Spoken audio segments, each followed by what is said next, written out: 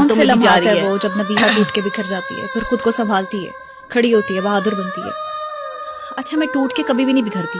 मैं हमेशा अपने आप को समेटने का मेरे अंदर बड़ा हौसला है। मुझे नहीं पता मुझे कौन सी ताकत संभालती। मैं इंस्पिरेशन लेती हूँ कि जब नबी पाक सल्लल्लाहु अलैहि वसल्लम बहुत छोटे थे तो वो यतीम हो गए थे। फिर मुझे इंस्पिरेशन मिलती है कि मैं भी यतीम हो गई थी।